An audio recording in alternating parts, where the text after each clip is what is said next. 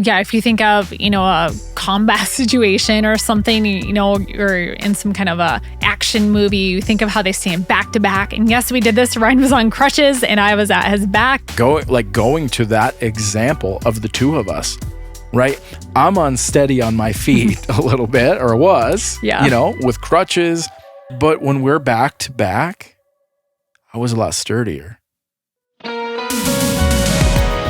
This is Ryan and Michelle, and welcome to the Celebrate MarriageCast, where we hope to restore and reclaim godly marriages through honest and real conversations. Welcome to episode 56. We are so glad that you're joining us today. Thank you for investing in your marriage. And Ryan, you are missing some fashion accessories this week. I am finally off of crutches. Woohoo! And it feels amazing to Day be 2.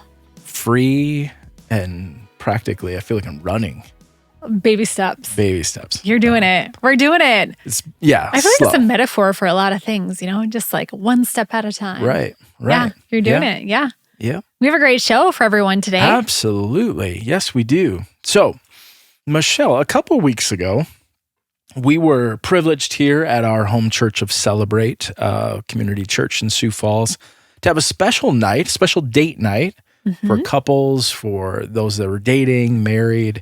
And we had a special guest joining us virtually, Kevin Thompson. He's been on the show, friend of the show. I'm calling him a friend of the show. Yeah, I'm calling him a friend too. Yeah. Was on earlier this year. Sometime in the spring. Yeah, just an amazing guest. We talked about staying in your lane, about parenting and marriage, and it was just a great conversation. We can put a link in to that episode. Sure. But it was just such a fabulous, amazing teaching. And we wanted to just kind of share a little bit with you. And it's really in regards to his book called Friends, Partners, and Lovers. Which is one that we recommend here a lot. Our pastoral team, if I had a count for how many times they've recommended it, I don't even know that I could put a count to it. Yeah. It's such a commonly recommended book for marriages. Yeah, and it gets its basis from Genesis 2, and it goes back to Adam and Eve, and this is where this is referenced. So we thought it'd be super fun just to kind of give you just a synopsis of this, because I think it'd be great to actually have Kevin on the show to talk through this. Yeah. At a future point. So we'll throw that out. We'll work on it. Yeah. We'll work on it, you guys. Yeah. But again, so we thought we'd just give you a synopsis of each one of God called us in our marriage to be friends, partners, and lovers.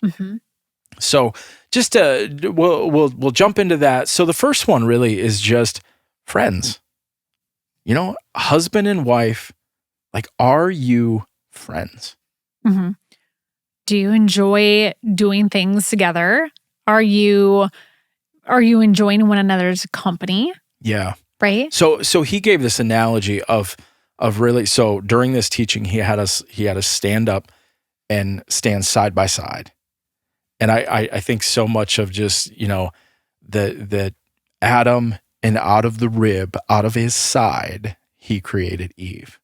Woman means out of man. Yeah. And I just, there's something visual about the rib and about being side to side for me of just truly being friends in your marriage. And it for some reason, I instantly think of kids.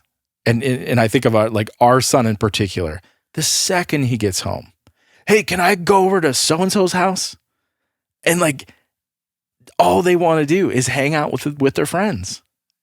Yep. Company is spending time, as much time as possible with your friend. Yeah. And I think about that. And I think about that just even as I was a kid, going over to your friend's house was the best. Right. It's everything you wanted to do was I want to go over to my friend's house. Yeah. And hang out. Did you ride your bike over? Oh, yeah. Yeah. But just even this concept though of thinking about kids and just play. I know that's a term that often is applied to children, but just really carefree play. Ryan, where do you think we show that friendship in our relationship? we took the quiz today, which we'll get to on 5 Minute Friday. I think we're going to talk about some fun things that you can do for assessments. But I scored us really high for our friendship area. What do you think for us? Where do you see that come out as friendship?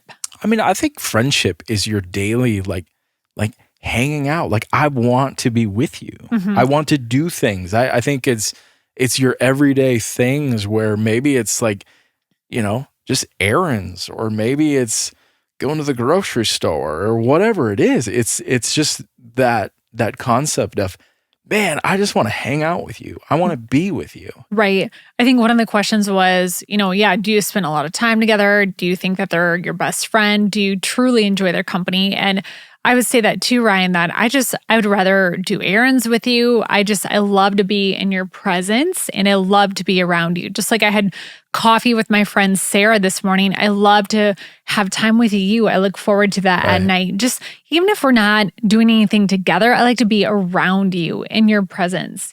Like I just enjoy your company. Yeah. Yeah. I mean, I think so much in the busy world of today, there's a tendency of you each going your own way Mm-hmm. and doing your own thing. And I go back to that visualization of just side by side, out of the rib, he created Eve.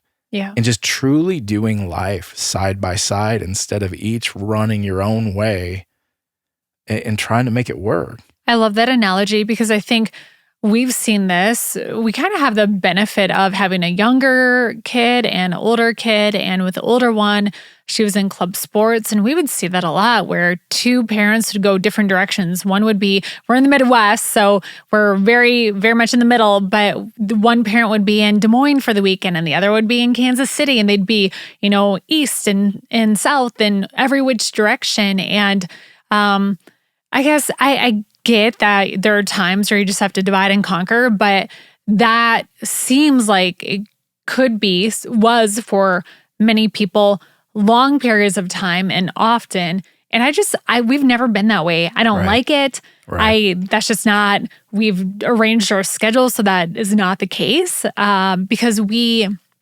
just feel like side by side is where it's at. And when you start just kind of going in your different directions, I feel like it's kind of a slippery slope. Yeah. One of the things that was in the quiz was, does your spouse make time for your phone calls, your problems when things come up? Are they available and do they give you attention?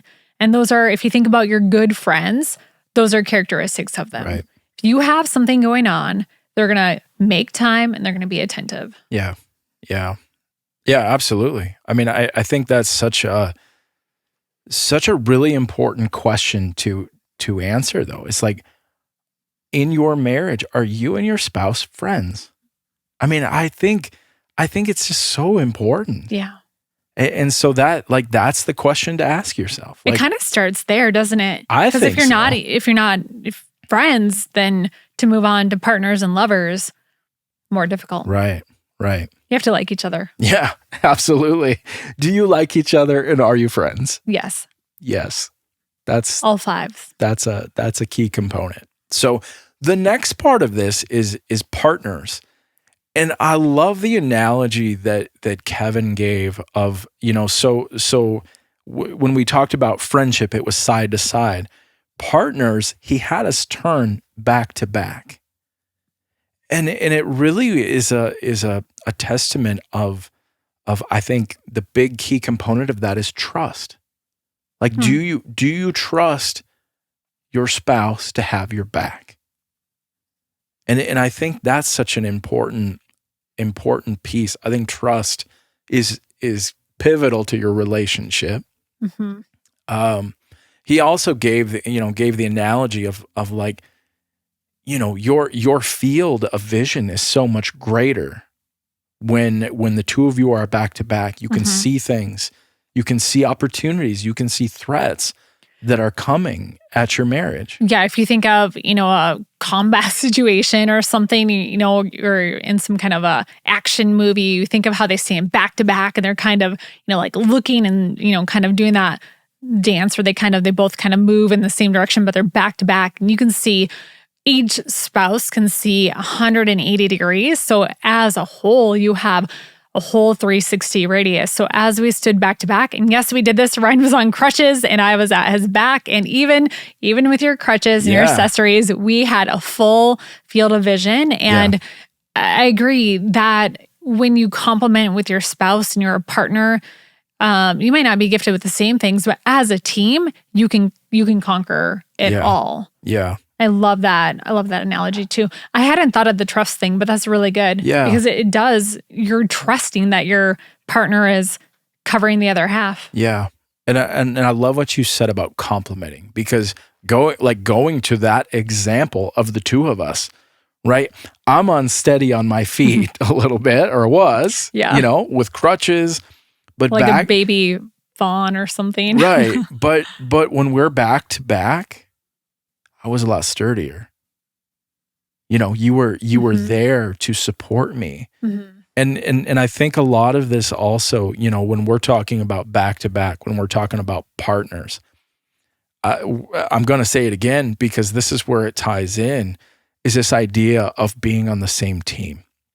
When you're on the same team, I can trust you, Michelle, that you're going to do, I can trust you with decisions, because I know that when that comes up, you're going to have our best interest, our marriage, the interest of our marriage is going to be there, and I can trust you with that.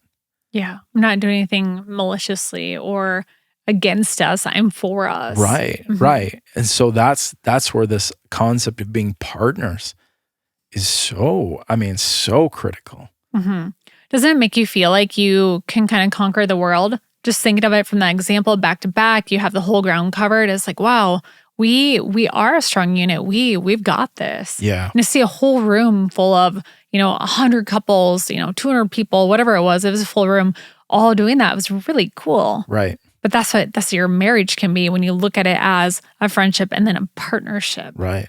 And also, just one of the things that I thought of too was even goals. Like, are you able to share goals together and then conquer them together? Are you able to count on them as a partner? Right.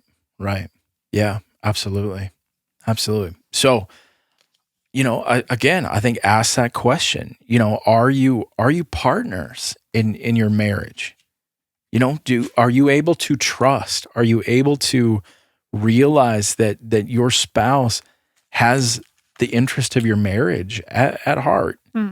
So when those decisions are made, is that there? Can you think of an example from our marriage, Ryan, where we have really exemplified being strong partners? I mean, I think especially, I think finances comes to my head, and I'm not certain why, but, of really, I think when decisions are made, like, we have something that, like, if it's a certain dollar amount, we're going to check with each other. Mm-hmm. Or, hey, I was looking at signing up for this, but I wanted to talk to you about it. Hey, I just did that. You just did that. That's why it's popping in my head. But I think, yeah, I was gonna get the package, and then I thought, no, I really need to talk with Ryan. So I did they had a one-time offer for like $59, and I signed up for that, and I went home and I was like, hey, I want to, since my car accident, my muscles have been super tight, so I'm going to a place where they stretch you. I feel like I'm, I don't know, elderly or something, but that's okay. No. So I did a free demo, and then, they did their little sales pitch. I was like, no, before I do a membership, I want to make sure my spouse is on board. Right. So yeah. Thanks for sharing that, Ryan. I think that an example that comes to mind for me is our recent couple of weeks. In the last 2 weeks, we've had kind of a whirlwind. We've had 2 deaths and then a wedding. So there was 1 week where I had to do kind of an emergency trip to Des Moines. There was one weekend, the following weekend, we were going back for a funeral. And then the next weekend, we were going to a whole different state, many hours away for a wedding. And we really had a lot on our plate where we had to determine first, kids, school, schedules, work schedules, and then even the financial part of it all, and then the health part for Ryan. Our larger car was in the shop, so then our smaller car was the only one available, and we knew that the shorter trip to the funeral was really rough on Ryan. So as a team, we weighed pros and cons of, hey, physical therapist said that we're going to need to stop every hour and a half, which means that this drive is probably going to take us 15 hours to make to the wedding. We have 4 days. We're going to have 2 extra hotel stays. So we just crunched numbers. And as a team, I made a little chart. I figured out, hey, we can rent this big giant van on Turo, but that's going to cost this amount. And hey, if we take our car, you're going to, possibly have some health setbacks. It will take this long. And we just weighed all of it. And I really felt like as a team, we made this not, business decision, but kind of this financial decision that was a larger decision, because ultimately we ended up flying. It ended up not being a ton more than the big van on Turo with extra hotel stays and stuff. So it worked for us, and it was an investment, but we both decided that the health setbacks for you, blood clots, all of that stuff that you've dealt with in the past, that we just felt that this is what was best for our family. And, there was some compromising. And I feel like it was a good decision that we were able to look at all the angles, the whole 360. We put a lot of thought. Nobody was angry. Nobody was pushing their agendas. Right. We just saw the different, pros and cons, and we made the decision together. Yeah. Yeah. I mean, I think that's a partnership right there of equal weight in the conversation of saying, hey, here's the pros, here's the cons. Let's make a decision together, with all of the input that's there. And we did. And I think I even picked up some extra work just to kind of help offset some things. And it was just a great partnership. Yeah. And I think you felt honored that I was like, okay, Ryan, I feel like you really want to fly. Let's just do it. Yeah. Because I knew that you did, and then you were kind of like, no, it's okay. We can just go in the car. But then I did all that research, and I just feel like it was a great partnership. Yeah, absolutely. So I think, I think just being able to have those conversations is super important as we're talking about being partners and being back to back of truly like knowing, and I know that you have my best interest and vice versa. I think that's really the key to this. Yeah. So that's great. Yeah. So the last part, so we've talked about friends, partners. The last part is lovers. Ooh la la. The eyebrow raise. Yeah. And for this, we had to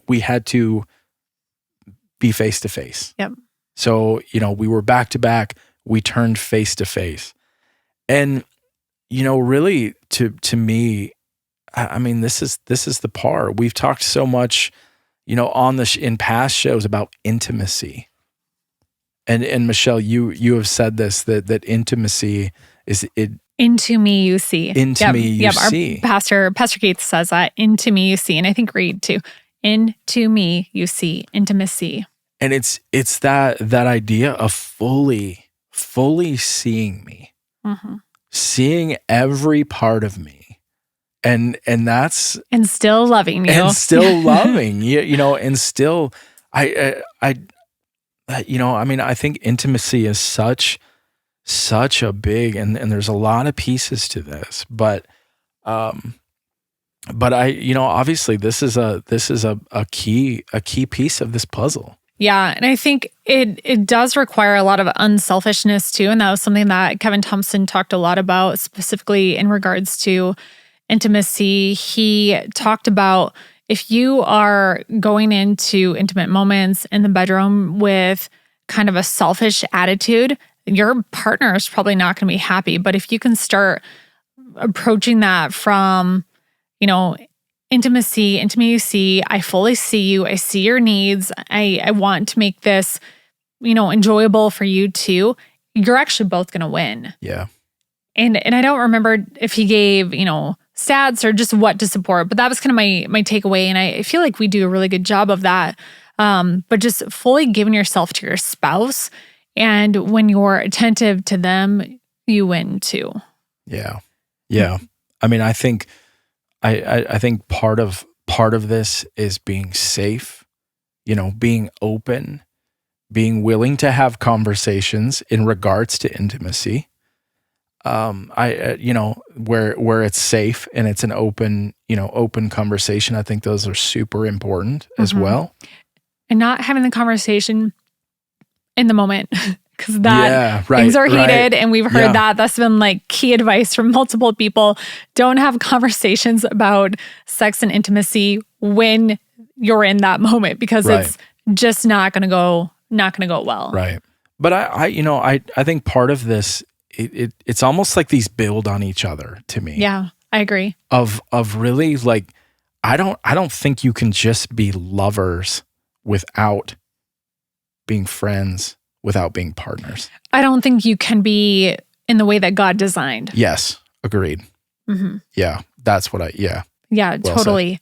Totally. Because it adds such, that's what God designed. It adds such a depth and a richness to it. Yeah, absolutely. And I think that vastly makes this lover's part so much better. And it makes it different from what the world is saying and doing. Yeah, right? Absolutely. Yes. Yeah. When you're doing it that way. Right. Mm-hmm. Right. Yeah.